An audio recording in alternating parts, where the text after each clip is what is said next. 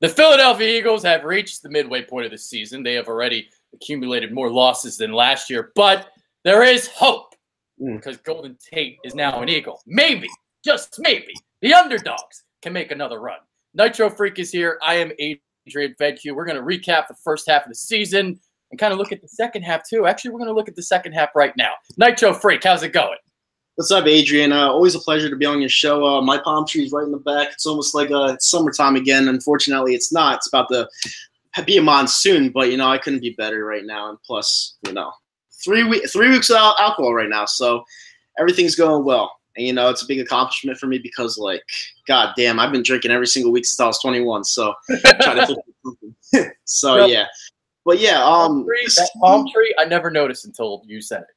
Yeah, the palm tree, that's it's good a for sexy decoration. palm tree, bro. Yeah, it's a big, sexy palm tree right there. But, yeah, it was a huge signing with Golden Tate. I wasn't looking at Golden Tate as an acquisition up until we actually got him. Because I was looking at Shady McCoy. Le'Veon Bell's a dark horse. I was looking at P2, Patrick Robinson. I was looking at Demaryius Thomas. When we signed Golden Tate, I was like, fuck, I wasn't even looking at this guy. This guy's a stud. And, he is more of a slot wide receiver, but this guy racks up so many yards that it just gives Carson Wentz more of an option down the field, especially when this offensive line is hurt. He's going to rely on his wheels, and he's going to be looking at targets right down the field, and he has so many options now. I'm so excited. And the sky's the limit for this football team. We have absolutely no pressure. I don't care what anybody says. 4-4. That's a lot of losses, but at the same time, you look at our schedule. We have the Saints and we have the Rams, who are our toughest opponents. I see us beating the Rams. No. I see us beating the Saints, not the Rams. I think the Rams are such a good team. I could actually see the Los Angeles Rams, hot take right here, going 16-0 into the playoffs, and I could see us beating the New Orleans Saints. I really can. I think the Saints defense is just like ours, to where it's hit or miss, and they do let up a lot of points. And I think our offenses now are on par, to be honest with you. Even though they have Kamara and Ingram, yep. I feel like our wide receivers outweigh their wide receivers, and I think the sky's the limit. Okay. See, I think the Rams game will be easier. But the reason why I say the Rams are easier, it's week 15. And by that point, they may already have the number 1 seed even wrapped up, the division wrapped up. Complacency might set in. So I'm hoping that maybe that week 15 comes around, Philadelphia shows up in L.A. again, and they can go steal a win in L.A. I'd be surprised if they beat the Saints. That'd be a great call by you if that happens. Right. No, I'm looking at both these teams on paper, and, of course, the Los Angeles Rams, their place is a lot easier to play at. Their home crowd, I don't even think their home crowd likes football, to be honest with you, because it doesn't seem like they do. Every single fucking game I'm watching of them, it seems like there's more fans of the opposing team than there is their home team. Yeah. So especially when you're playing at the Coliseum, an awful field. Terrible, terrible, terrible field. Obviously, with Carson Wentz getting injured when he was slipping, it's not a good field to play on. And in the Superdome, yes, it's a very tough place to play at, but at the same time, with that being said, both teams, if you matchup wise, I don't know why. I'm looking at on ESPN right now. I don't know why the Rams are 1-point underdogs this week. The Rams, in my honest opinion, are head and shoulders better than any other team in the National Football League. I don't think there's a close team next to them. Now, with that being said, the playoffs are the playoffs for a reason, and they're one-game eliminations for a reason. Anything could happen on any given Sunday. Do I think the Rams are the best team, and do I think they're going to win the Super Bowl? Oh yeah, they're my clear-cut favorite to win the Super Bowl. They're the most balanced team on paper. The coaching is the best. You can't beat them at this stage right now. The playoff sky's the limit. It just takes one backwards play, one fumble. Anything could happen. That's why the NFL playoffs are the best, and that's why we've had years and years of heartbreak in the city of Philadelphia, even though we had the best teams. Because the playoffs, you just do not know. For sure. And Eagles would obviously be very dangerous heading into the postseason, hopefully. So here's kind of what I'm thinking. So you head into the bye. You're 4-4. You're trying to figure things out. I'm pretty sure there's going to be changes made within this team and offensively. And obviously you're bringing Golden Tate on board. So the things that we saw in the first half, I think we're going to see some different stuff in the second half. maybe I'm being too optimistic, but I'm expecting a run. I don't think they're going to beat the Saints. You think they can? We'll see if that happens. But if they do beat New Orleans, oh, yeah, that run is definitely coming. Oh, it's definitely coming. You nailed it. I expect us to not only make a run, I expect us to sweep everyone in this fucking division. I'm not even kidding. Like, I mean, I watched the Washington Redskins on Sunday. Yes, Adrian Peterson's a fucking monster. He's a beast. But you have to understand, the first time we play Washington is December 3rd. You know what happens come December? The cold weather. Oh, yeah. Who sucks in cold weather? Alex Smith. All right? So when Alex Smith starts turning the ball over and Adrian Peterson's at the latter end of the season at that old age, what do you think's going to happen? They're going to start losing. They're going to start deteriorating. They're going to start going down the fucking shitter. That's exactly what's going to happen. And it works perfectly for us because we start with the Dallas Cowboys next Sunday night. And I called that game a lock before the Jacksonville Jaguars game. I said if we win the Jaguars game, if we lose the Jaguars game, that game on Sunday night is a lock because the Cowboys are not the same team as us. It's in Philadelphia. That crowd's going to be loud. Now that we won, it's going to be even louder than usual. Everyone hates the fucking Cowboys. I don't know one fucking person around here that likes the Cowboys other than some assholes. But, that game's a lock. We're going to be 5-4, and, yeah, it's one step closer. I don't think Dallas is good at all. Like I said before the year, I was like 6-10, worst team in the division. I still don't buy them. I don't buy Dak. I don't buy anything in Dallas. Exactly.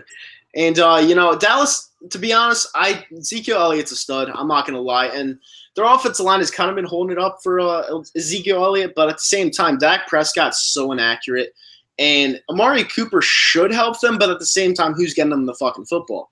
Yeah. And, yeah. Carr is back in the NFC. Yeah, exactly. And I think Derek Carr is better than Dak Prescott. Yes, he is. So, yeah, I don't see us losing a game to the Dallas Cowboys. I don't see us losing a game to the Redskins because of how our schedule fares out and plays. And we're definitely sure as hell not going to lose to the fucking Giants. That's not going to happen. So I could see us sweeping the division. It's a very high possibility. Now, we do have some tough games. We have the Saints, like you said. We have the Rams. And we have, in my opinion, the Texans. The Texans – they're coming. They're coming. They're dirty. And you know what? Our defense is going to let up points to Deshaun Watson and Hopkins. I'm telling you that right now. But that's for another day. That's way down the road. And I'm just excited because we're in the best situation possible. And before the season, I actually had us at 11-5, and I'm sticking with that. Yep. Okay. All right, so 7-1 in the second half. Yeah. I got 6-2. I think they'll split the Saints and the Rams, and then they'll just lose another game. I don't know which one it's going to be, but they'll just lose one. Right. So that's what I'm thinking. So 10-6, win the NFC East, go in the playoffs hot, then anything can happen. Anything can happen. We're not looking for that first Super Bowl. Philly, we're not looking for that first Super Bowl anymore. It's over. Now for all you Wentz fans out there that like Wentz over the team, all right, it's something different. You guys want him to prove that he can win without Nick Foles, and I understand that's kind of corny, but I guess I understand it. I guess that's for you guys. For me, I don't give a shit who wins the Super Bowl for us. I just want to start racking them up at this point, and people just keep crying. Like, I just want us to be the next dynasty. Like, that's all I care about. I want to catch Dallas. I want to catch Dallas by the end of the next decade. The next decade, right? It would be great, right? And then you'd be like, no. Then they'd be like, oh, we got 5 rings before you guys. So that'll be the next one. They would do that. Absolutely, they would do that. But it's funny because I've been expecting a lot of people saying, oh, you only have 1 ring. I haven't heard much of anything. Like, to be honest with you, after we won the Super Bowl, around my area at least, we've been getting a lot of respect. Like, I'm not going to lie. We were like, you guys finally joined the class, and that's it. You guys are winners. And that's basically all I've heard. I haven't heard people trying to troll me. All I've basically heard is we're not going to win it this year. Maybe I've heard a couple flukes here and there, but, like, people, for the most part, people have been respecting the Philadelphia Eagles for winning the title. I think it's because people don't like the Patriots that much that maybe we just – I don't know. We finally did it, Yeah, and then the Giants and the Cowboys aren't exactly in good positions to be talking shit either. No, they're not. They're not. Yeah, Eli Manning's so good. I want him to be there for the next 5 years. Stay there forever. Stay there forever, Eli. Do it. Okay, so here's what we're going to do now. We're going to go position by position. we kind of already started with the Wentz thing. So that's always a funny thing when you and Darius go on the Foles tangents and everybody gets so pissed off. But I think at the end of the day, I think what it is you guys just want to show Nick Foles the respect that he deserves. He was the first one to win a Super Bowl in Philadelphia Eagles history. Put the fucking crown on his head. It's okay. No, it's not only that. Well, yeah, that. We should support for Nick Foles the whole offseason. If you don't like Nick Foles, get the fuck out of the fan base. I don't give a shit who you are. You guys got to give the proper respect to the guy who outdueled Tom Brady in the goddamn Super Bowl. I understand Wentz got you there. All right, that's cool. He was amazing last year. He was probably the MVP candidate. He probably honestly was the MVP. Yeah. But when people said we're done, that's it. We're not going anywhere. We're going to be one and done. And then Nick Foles shows up and balls out in the playoffs other than the Atlanta Falcons game, but then balls out the Vikings game and the Patriots game. Everyone's like, it wouldn't have happened if Carson Wentz gets there. It's bullshit. It's like, dude, crown the fucking guy, like you just said. And it's not that me and Darius, we keep like trying to like push our point that we're crowning the guy. At this point, we're just being assholes. We're just trolling. we're just trolling people because it's funny because people are like, oh, you guys said Carson Wentz is better. Carson Wentz isn't as good as Nick Foles. We never fucking said that. We just said that we want the respect for Nick Foles. So we just keep pushing the envelope and it's funny, it's great. Yeah, see, I know what the deal is though. Like, come on, guys. Put the respect on Nick Foles' name for real.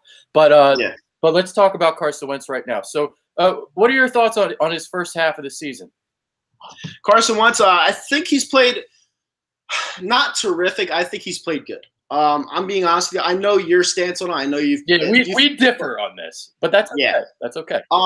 If you're going by based off stats, yes, he's better than last year. But I test the way I see it. He's had a couple of flaws in his game this year because when it came to the Colts game, if we would have lost that game, it would have been on him because he had 2 crucial turnovers. The Carolina game where he was at the 22-yard line with 4 downs, 2 timeouts, and a minute left. He missed Smallwood wide open. He threw to Ertz in double coverage. The ball should have been picked off not once but twice on the same drive. And he just looked lost out there. Now, last week's game against the Jaguars, he looked incredible. Like, he looked amazing. The offensive line was hurt. Lane Johnson went down. Jason Peters is just old. He's got to stop playing football.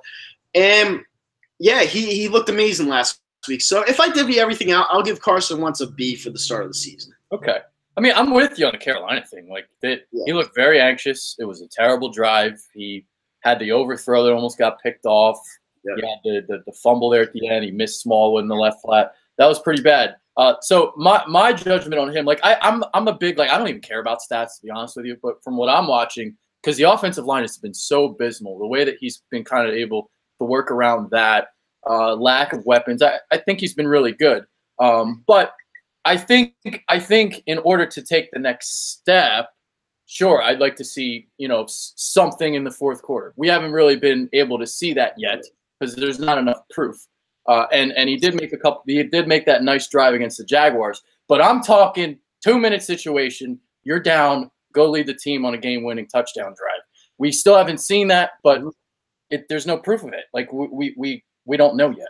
We haven't seen it. Going back to that Carolina game, like we were just talking about, I was talking to, I think it was Darius. We both said that Nick Foles would have saw Smallwood wide open right on the left side of the field on 3rd and 2.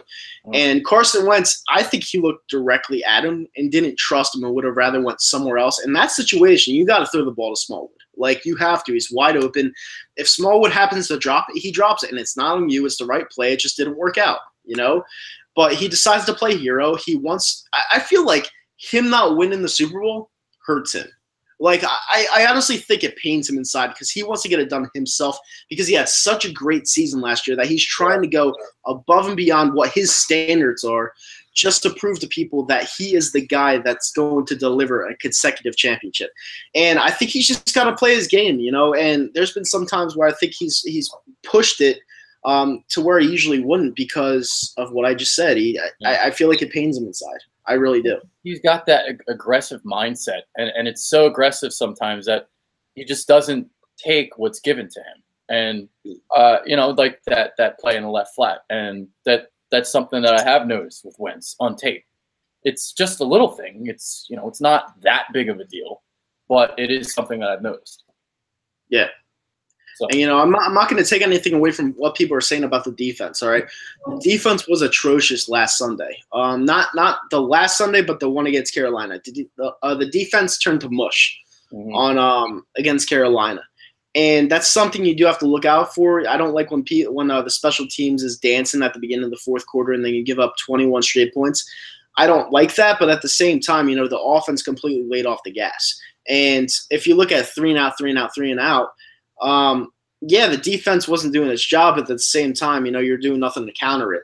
So that as an offense, I feel like Golden Tate puts them over the top because you have more weapons and you have more to look at. And Josh Adams, in my opinion, should be the featured back because I trust him the most out of any of our running backs. Yeah, and we're going to get to the running backs right now, and I'm in agreement with you. So I had like a tweet the other day where the offensive line is getting the push, the holes are there, the running backs besides Josh Adams are not seeing it. So Smallwood, Clement, these guys are just putrid right now in terms of seeing these holes. Josh Adams is seeing it. I wish we had a couple more weeks to see him so I'd feel a little bit more confident in his ability because I would have liked to add him back. But he's what we got, and he is the best on the team right now. Yeah, he definitely is. He reminds me of a LeGarrette Blount, a younger LeGarrette Blount. And that's exactly what we're missing because LeGarrette Blount was our closer and we decided to not sign him. I think Detroit signed him for a year, 3 years, something like that. I don't even know. I could check it. Keep going. But yeah, losing LeGarrette Blount was big because he was our power back and he would just steamroll through players. And that's what I saw versus Jacksonville on Sunday. You had Josh Adams steamrolling through players. You had him running heavy with Apollo steam behind him. And he just looks like the perfect back to me for our system. And now that we have Golden Tate, it takes a lot of pressure off the run game because everyone's going to be looking downfield and playing a lot of man coverage, and it's gonna bring the running game to. I think it's just perfect. I really do.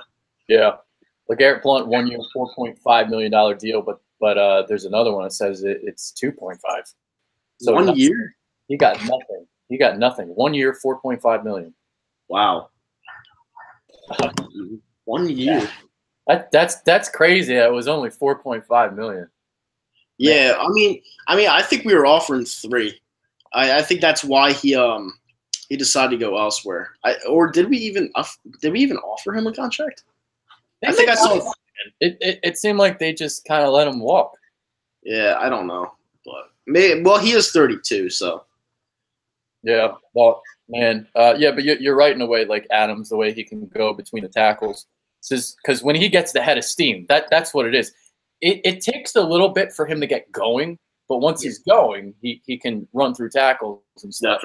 So that's the thing with him. The other key is going to be how he does on the sweeps and the outside zones because if you start just running him up the middle, it's going to become very predictable when he's in the game and what you want to do. So hopefully he can kind of, you don't have to run the outside zone all the time, but just to show it that he can do it. It makes it.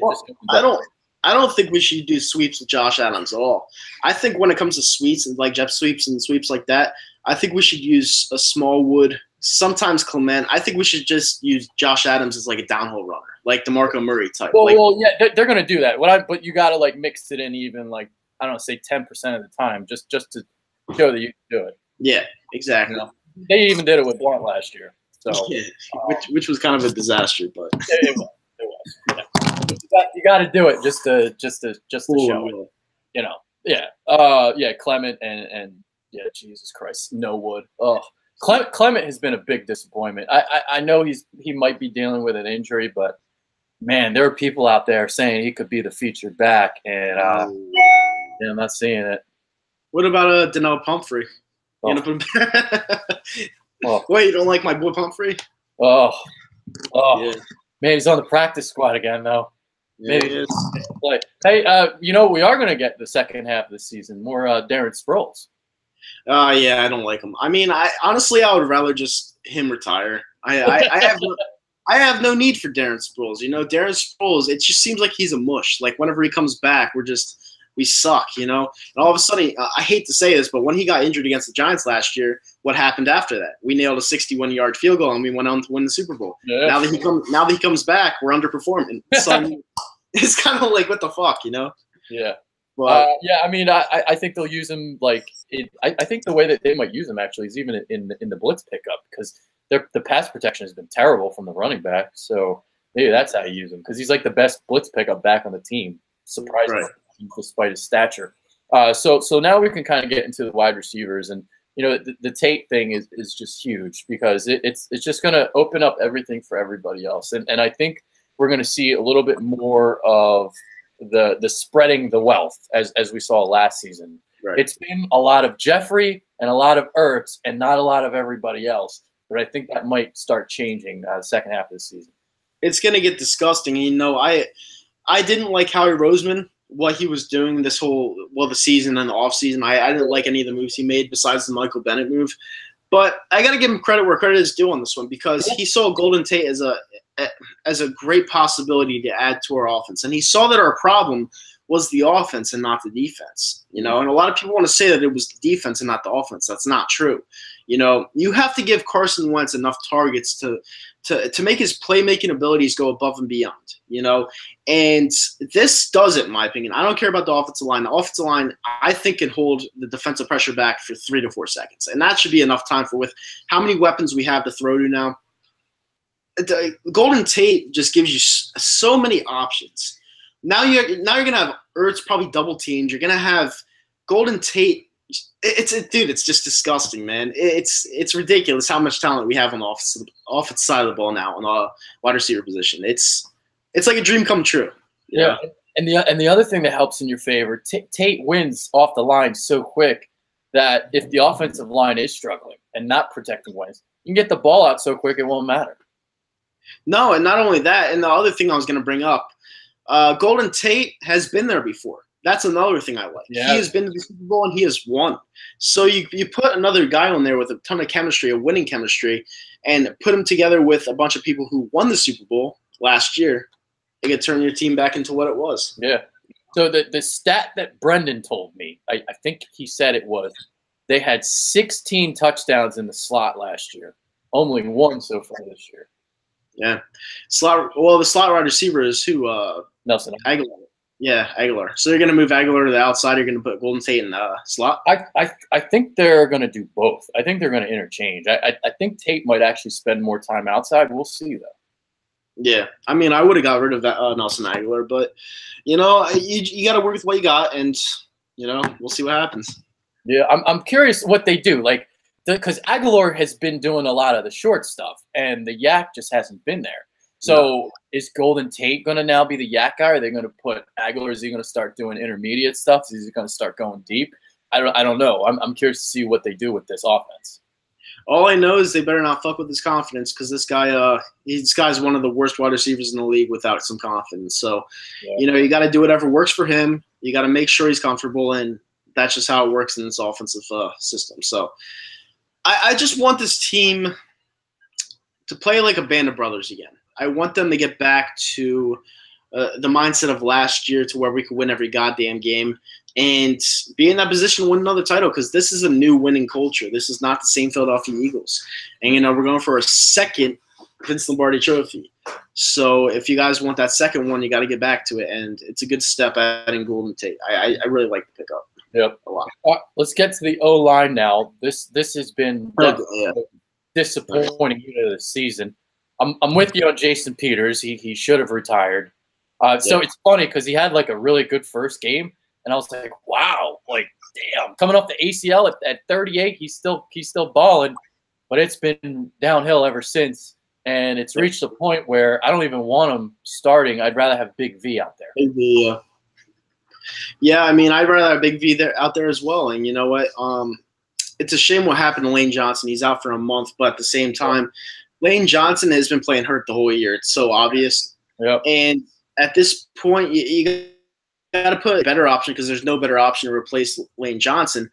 But you got to put in a healthy player out there, because at this point, a hurt player is less worthy than a healthy player. I don't care what anybody says. You know, you don't move as quick. Lane Johnson had that burst of speed, and without that, he's just an average player. You know, and you just got to put your best options out there right now. And I hope Lane Johnson gets well soon. I hope he recovers. But at this point, I'm sorry, guys. I would sit him for the rest of the season. Like, I really would. Yeah, he's been really struggling. I think he's been struggling with that high ankle sprain. He's been getting beat inside a lot. So, like, a lot of defensive ends are taking these sharp angles inside, cutting across his face, and he's looked abysmal. It just hasn't been a good year for him. It definitely looks like something's wrong. So we'll see moving forward with him. As for the other guys, I mean, Sayamalu replaces Wiz. Yeah. You know, I guess Sayamalu hasn't been that bad, but I was scratching my head when they did it. Yeah. Yeah, I don't know what's up with Wisniewski. You know, is he even hurt? Like, I don't know. He was just benched. He had one bad game against who was it? Against who was Carolina. That was before that. Because it was against Jarrell Casey. He struggled against Jarrell Casey, like one of the better line players in the league, the 3-4 defensive end. And he got abused, and then he got replaced. Like, I didn't understand that. So you go for a year playing Wiz, you have one bad game, you replace him with Sayamalu. There has to be more to it. It can't just be one game because you won the Super Bowl with Wisniewski. Yeah. You know? Yeah. And you can't just bench somebody because they had one bad game. There definitely has to be more to it. I think he's hurt. I really do. And I think a majority of this offensive line is hurt, and they're covering it up. You know, it's getting they're very old. It's an old offensive line. Yeah, it is, and it's unfortunate too because, you know, offensive line is it's the biggest position in the NFL. It's the most important position in the NFL. It goes quarterback. Actually, no, I go offensive line, then I go quarterback. Without an offensive line, you're nothing. Like, you're absolutely nothing. Now, do I think this offensive line is good enough to keep Wentz back there and protected for 3 to 4 seconds, which an NFL QB should have enough time to complete a pass? Yes, I do. I don't think I will. I think there will be times in the game where the offensive line doesn't make their reads and covers right, but at the same time, Wentz has that mobility where he knows where his offensive line isn't healthy and isn't as good as it was last year, so he needs to escape away from pressure, and he's going to be watching he can't watch his blind side, but he knows exactly what's coming, so just run away, dude, and then look downfield. He's going to have to adjust to his game, you know, and that's just all there is to it. He has to adjust, or else he's going to get killed. Yeah, and you can help him out, the play calling, too, like the sprint, the bootlegs. Yeah. You can do that stuff. So move the pocket and you know, take the stress off the offensive line. So, I mean, you also have Doug right there. Like, I mean, you have Doug pretty much watching your blind side for you. Like, make a code. Like, if someone's coming in to fucking decapitate you, say, move or something like that. Like, do something, you know? Scream it out. Move, motherfucker! Yeah, exactly. That works. Or no, or hold up a big-ass sign that says, move. That'll work. Just put EDP on the sideline. Look at him. Exactly. There you go. Yeah. Have him lift up a shirt or something. No one can miss that. Yeah. Don't start twerking, though, EDP. Please don't. Yeah. I love you, pal. Yeah. All right. Let's move on to the defense now. And, you know, you kind of brought that up, too. I don't think it's the defense's fault. I think it's more the offense's fault. If you look back last year, the defense has allowed the same amount of points through 8 games last year as they have this year. Yeah. The offense isn't scoring points. That has been the problem. But the defensive line has been a disappointment. You know, coming into the season, we're talking about maybe Brandon Graham getting an extension. He has looked abysmal. He's looked really bad. Man, and you had the injury to Derek Barnett. It's been disappointing from the line. I can't wait till Timmy Jernigan comes back. You And know, you know what? I think he's going to come back for the Dallas game if I'm kind of reading into things correctly, but we'll see because of the release that they made. They released a defensive tackle to make room for Tate. Well, the thing is You brought up that Brandon Graham has been abysmal this year. Yeah, he has, but at the same time, I feel like Brandon Graham is one of those players that plays better when there's no pressure on him to perform. And I feel like someone like Timmy Jernigan coming back will actually open up his – I won't say open up his play style, but I say it relieves some of the pressure off of him because Timmy Jernigan's – everyone's going to be all eyes on Timmy Jernigan because it's his first game back. And that's where I think Brandon Graham coming off the end will produce. And I think Dak Prescott's going to get killed. Like, I really do. I think he's going to get destroyed, like molested, 9 sacks maybe. I think he's going to get murdered. Like, I really do. This is such a lock, and it wouldn't make any sense if we lost this game. It would make no sense because the guy can't fucking throw to anybody. They always get pressure on Dallas too. Like, you can talk about that line, but they always overwhelm them. Right. Exactly. Really, and we just Dallas sucks. Like, I'm sorry. Like, I mean, they really suck. Like, I'm not just saying that because I'm an Eagles fan. This team actually fucking sucks. Like, they're not good. I'm with you, man. Like, they are not good. And they traded a first for Amari Cooper. Like, that's just going to set them back. Yeah, exactly. That's all they're going to – first round pick. Idiot. Like, for a fucking first round pick for a guy that dropped the most balls in the league. Like, wow, damn. I understand he's like 24 years old, but wow. Like – that's crazy. It's like the Oakland Raiders are blaming John Gruden for their misfortunes, but they're like raping everyone with draft picks. They are. Yeah. It's crazy because it looks like they're tanking. They're trusting the process. They're going to wind up getting Nick Bosa with the number 1 pick. Yep. They're going to get their Khalil Mack replacement. Yeah, I mean, he's not Khalil Mack in my opinion, but he's not. Yeah. But they're getting a replacement for him at least. Yeah, definitely. So that's fucking wild, yeah. And I think they should move on from Derek Carr while we're at it. I mean, Derek Carr, like, I just think his chemistry is broken with that team. I don't think that he has anything left to offer to Oakland, and I don't think anyone likes him on that team. So I'd say give him to fucking Tampa Bay or someone and get rid of Jameis Winston, and there you go. Match made in heaven. and maybe I think they'll go after Bosa and go get their quarterback next year because the Raiders aren't going to be good next year either. So. Yeah, go get Bosa, and then the next year go get Tua. There you go. Yep. And then all of a sudden, John Gruden's going to start looking like Sam Hinkie. Yep. And then the Giants next year will get Hibbert, and he'll suck. He'll be bad again. And then they won't need a quarterback because they have Hibbert, and they'll pass up on Tua. Oh, so fantastic. It's going to be great. I love it. Fucking bastards. All right, we move on to linebackers now. Nigel Bradham's been fine. Jordan Hicks has been I think been disappointing.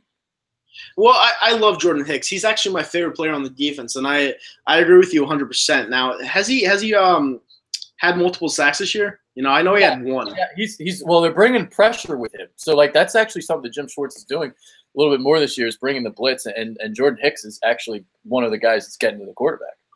Yeah, exactly. You know, all you have to do is pressure. But at the same time, his coverage has been it's been kind of like mediocre. But at the same time, you know, Jordan Hicks is a stud. And, you know, he hasn't lived up to his potential yet this year because I feel like he's been injured so much throughout his career that he's, like, worrying about the injury. But you will get the Jordan Hicks of old back before that year ends. The guy's a stud. He's amazing. Well, it does take time to come back from the Achilles, and this is his second one. So I'm trying to look up his stats while I'm at it. I looked up Jordan Hicks, and I accidentally hit on the baseball player. I hit baseball reference instead of football reference. So here we go. All right, so now I got the NFL stats. I'm curious to see how many sacks he has. 3 sacks. Yeah. So there you go. So 3 sacks. He's got 50 tackles, it looks like. It's not too bad. That's about 100 tackles on the season if he kept at this pace. He's going to get better. He's going to get better. Yeah, I've been seeing guys turn the corner on him, and I'm not used to seeing that. That could be the injury. I think it is. You know, it's either that or you could say he has lost a step, which I don't believe. I mean, he's still young. Yeah. And I'll just go with he's taking time to come back to form. You know, like you said, Nigel Bradham's performing. Hicks is he's been kind of mediocre, yes, but everyone's going to come back to form in the perfect time. Yeah, you know? Yeah. Secondary. That's who everybody wants to light up. Right. Jalen Mills sucks. I'm not gonna lie to you. I'm not gonna feed around the bush. The he's a trash can. He really is. I will say this though, and a lot of people might not agree with me here. Yes, he's given up 561 yards before last week, before he got injured, thank God. But 561 yards he's given up in the middle of the field, like at the opposition side in the middle of the field. In the red zone, though, he doesn't give up any touchdowns. He doesn't. No, he doesn't, and that's what a lot of people don't see. They always see that he gets roasted, which he does, but the important things are points. Yeah. And if you're giving up field goals and not touchdowns, I mean, I can't complain about that. But as it is in the middle of the field, yeah, I understand why Schwartz is playing him 10 to 15 yards off the ball because the guy can't fucking cover the guy, I have nothing good to say about Jalen Mills. Well, actually, yeah, I do. He's good in the red zone. You did say good things. You said he's good in the red zone. Yeah. No, but Jalen Mills, he's a glorified Bradley Fletcher, basically. I think he's like an average corner, but I think he needs help from the rest of the defense. See, he doesn't have deep speed. So if you try going a deep route on him, you're probably going to beat him. In between the 20s, you're going to roast him. But if you set up like a Julio Jones against him, I mean, I had perfect seats for the opener, and Julio Jones burned him so bad it looked like a track race. Yeah. He was just way behind them. He was just running, and the ball was just so overthrown that he was like, "What the fuck?" He would have been a wide open touchdown. And it was such a gap between him and Julio Jones that I'm pretty sure if you're watching on NBC, all you saw was Jones. That's how bad it was. Well, But like I said, you have to find out the perfect way to play Jalen because he's all you got right now. And Jim Schwartz is he's been experimenting with it, and that's all you can do. And I don't understand people that are blaming Jim Schwartz. I mean, I think Jim Schwartz has been doing a decent job. The defensive talent that he has isn't that much when it comes to the secondary. And we got rid of P-Rob last year. He was my favorite. He was definitely my favorite cornerback on the team, and we got rid of him. So you have to adjust, and I don't know. They haven't been giving up much points, but yeah, if you're going to complain about the amount of yards, I guess that's fine. But they haven't been giving up much points at all. So I don't even think the defense is the issue, like I've said before. Yeah, the complaint is what he's doing in the fourth quarter and taking his foot off the gas. That's what it is. Like playing off prevent defense. Yes, but I mean, are you really taking your foot off the gas when you're on defense? I think that when a team like the Carolina Panthers plays the 2-minute drill at the 10th with 10 minutes left in the game, all right, the 2-minute drill is the hardest drill to contain. Everything's up tempo, everything's up to speed, and if you're not on your A game, you're gonna get roasted. And I was telling my friend next to me, I was going over pros and cons. I was like, pros, we have Carson Wentz. We're going to have over a minute left. Cons, they're going to score here. No matter what, they're going to score here because I knew they were going to score a touchdown. We weren't stopping them, and Cam Newton just balls out when he's under pressure with no pressure coming at him. Well, it doesn't make any fucking sense, but I mean, you know what I'm saying? Pressure, but he balls out without pressure. Yeah, exactly. But he was balling out. I was like, dude, we're not going to stop this guy. He's going to throw a touchdown, and he threw it to Olsen. So, yeah, I mean, we had a chance to win that game. Oh, well, we're 4-4. And that's basically that. Yeah. Well, my thing is Doug Peterson more so than Jim Schwartz. Yeah. I think Doug Peterson has been a big issue this year. I'm seeing the things that I was afraid I would see last year. If you remember, I was one of the Doug Peterson haters. And I was like, man, I just don't know. I don't know. And the things that I was scared about, I'm seeing now this year. And it's making me think, man, maybe those coordinators they had last year were a bigger deal than I thought. Yeah, no, I remember after the Oakland game, you were staring into the camera. I don't know who was your guest on your show, but you were staring into the camera. You're like, I just don't know. I don't know what's going to happen. I don't know. And then I was like, I understand after that Oakland game because that was one of the shittiest games I've ever seen in my life. And Nick Foles played bad. Yeah. But people had to understand that it was cold as fuck that game. Yeah, it definitely was. It was so cold. And Nick Foles never plays on the cold. Yeah. So, yeah, I mean, like you said, you thought it was more so Doug Peterson than Jim Schwartz. And that's where I agree. I think losing Frank Reich was huge. I think he was the one responsible for the red zone, and they're taking red zone dip this year. Big time. Frank Reich was a fucking guru, and now he's on Indianapolis with Andrew Luck. Yeah, that sucked as a loss, but at the same time, I don't think the season's lost yet.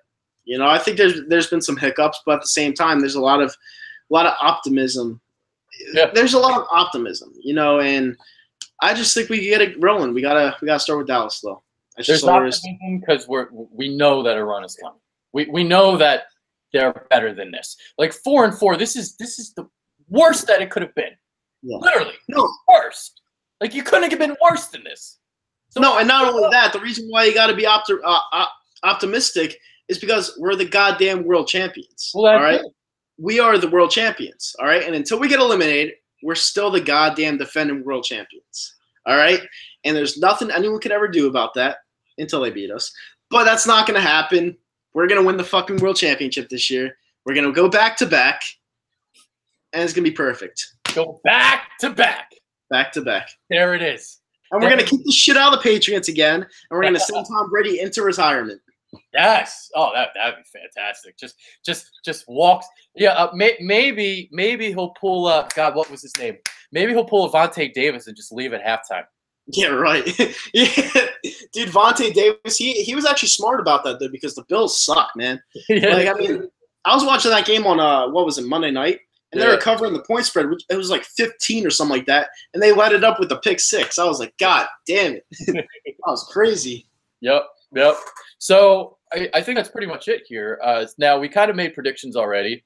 I've got 10-6. You've got 11-5. Some people might think that's too optimistic. Who cares? That is what it is. I think they really have a good chance of beating the Rams in week 15. You think they can maybe beat the Saints? We'll see what happens with that. But no reason to feel like we shouldn't be optimistic, right? Yeah. Yeah, no, we have the Saints. Well, the reason why I think we can beat the Saints is, number one, we're wearing our home jerseys, which makes absolutely no sense. But that number two, I'm gonna be there. All right, we don't lose fucking road games when I'm there. We do not lose road games when I'm there. And number three, it's right after the Dallas game. Now, if we start cooking Dallas, we're gonna have our confidence skied the fuck up. All right, that means that we're gonna go into New Orleans. We're gonna play another tough competitor with a bunch of fucking fire in our eyes, and we're gonna beat them too. And then we're going to get our run. Let me see something. I want to see who New Orleans plays because they get the Rams this week. And then, like, if New Orleans comes into that game with, a couple wins under their belt, feeling confident, Eagles can definitely possibly steal that one. I don't think they're going to beat the Rams. I think the Rams are just too good. Is the game in L.A. or in New Orleans? It's in New Orleans. Ooh. Man, that's going to be a great game. Yeah. If they beat the Rams and then they play at Cincinnati and they win both those games, maybe the Eagles can steal that one. Yeah. That would mean that they're 8-1 heading into the Philly game. I hope they lose both of them. I hope they lose both of them and then we just rock them. Like that's just what I hope. I just hope send them to 6-4 and it's into misery. Yeah, exactly. I don't think they're going to lose to Cincinnati though. Yeah, I don't think so. I don't think so either. Yeah, no, man, you got the Saints and Rams at 4:00, and then you got Brady and Rodgers at 8. Jeez. Hey, I think that Rams Saints. This is a good week to have a bye week. Call me crazy though. I think that Saints Rams game is better than the Brady and Rodgers game. I think it is too because I don't think the Packers are that good. No, I mean you had Max Kellerman on First Take saying that the Packers are going to beat Tom Brady in Gillette Stadium, and I'm like, what are you fucking smoking? I'm just sitting back and I'm like, dude, like, aren't you a Giants fan? Stop talking about football. Max Kellerman. Yeah, I haven't watched First Take in a while. I haven't watched that. No. You can't have a guy that lives and breathes boxing talking football. Like it just doesn't. It doesn't fit. Doesn't fit. Yep. All right, you got any final thoughts before we depart? Number one, fuck Dallas. Number two, we're 4-4 Eagles fans. We're not going to jump off the Walt Whitman yet, and we're world champions. Nick Foles is the best. What else do I have to say? Oh, nothing. We're world champions. That's all I got to say. Well, if the Walt Whitman Bridge was going to fall down, it would have last week while they were in London. So that didn't happen. So with that being said, that's Nitrofreak. I'm Adrian Fedke. We're optimistic. Yeah. We think if Eagles can make a run, we'll see just how far they can go. They're world champions until anybody says otherwise, I guess. Yeah. So there it is. We're out of here, guys. Take care. Yes, sir.